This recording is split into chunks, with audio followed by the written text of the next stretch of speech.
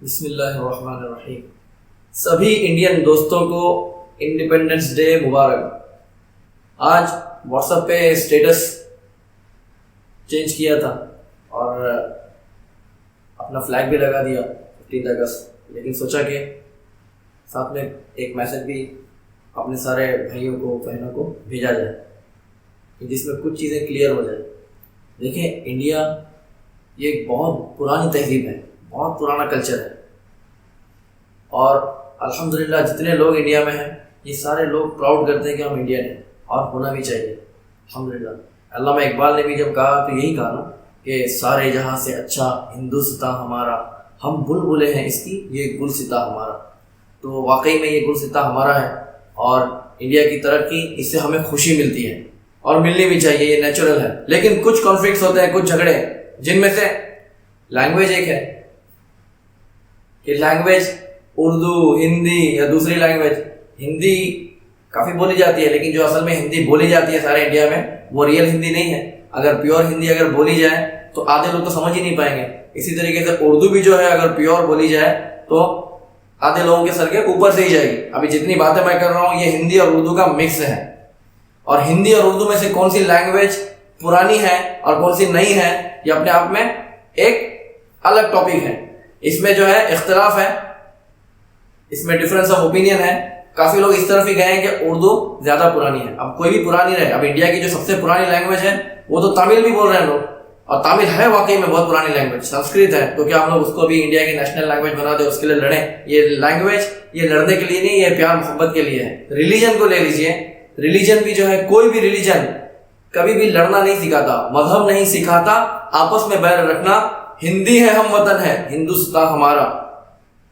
तो मजहब को लेकर भी लोग चाह रहे हैं कि बस लड़ाए लोगों को, तो लड़ने की कोई बात ही नहीं है।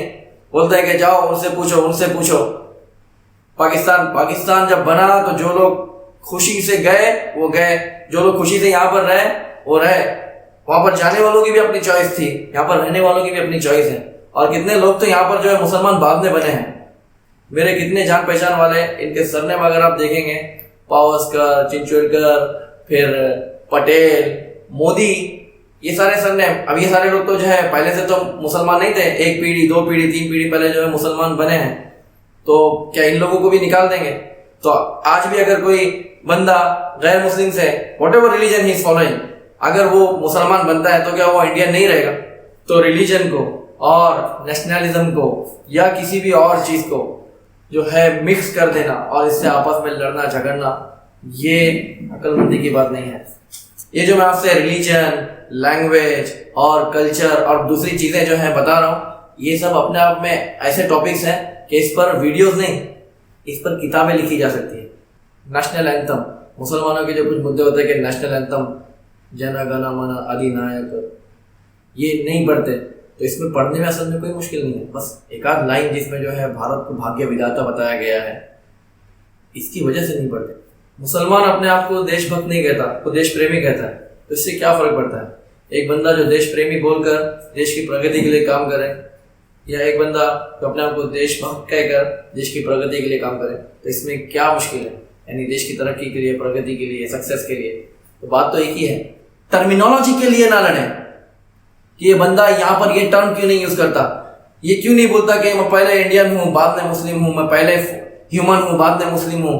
कोई अपने आप को पहले ह्यूमन बोले और बाद में काम वो इनह्यूमैनिटी वाले करे, तो क्या इसका कहना काफी है? अरे प्रैक्टिकली देखो ये बंदा असल में कर क्या रहा है। जहां तक कोई किसी को गाली नहीं दे रहा है, कोई किसी को अब्यूज नहीं कर रहा है, तो उसके साथ में हमें कोई इख्तिलाफ रखने का कोई हक नहीं है। दुनिया के कोई भी मुल्क हो, पाकिस्तान हो, बांग्लादेश हो, यूरोपियन कंट्री हो, अमेरिका हो, हम सब आपस में जो है एक दूसरे को हार्म पहुंचाने के लिए थोड़ी ना है। हम लोग आपस में एक दूसरे को डोमिनेट करने के लिए थोड़ी ना है। प्यार मोहब्बत के साथ मिलकर सोशल, हम लोग सोशल का मतलब ही भूल गए लगता है। हम लोग अपने देश का प्रीएम्बल ही भूल गए लगता है। तो आज से बस ये अहद कर लें कि छोटी छोटी चीज़ों के लिए ना किसी से लड़ेंगे और ऐसे लड़वाने वाले लोगों को जो समझाएंगे, नहीं समझेंगे तो उनको जो है अपने से दूर भगाएंगे या दूर रखेंगे। देश की विशेषता अनेकता में एकता। जय हिंद, जय Bharat. Thank you very much.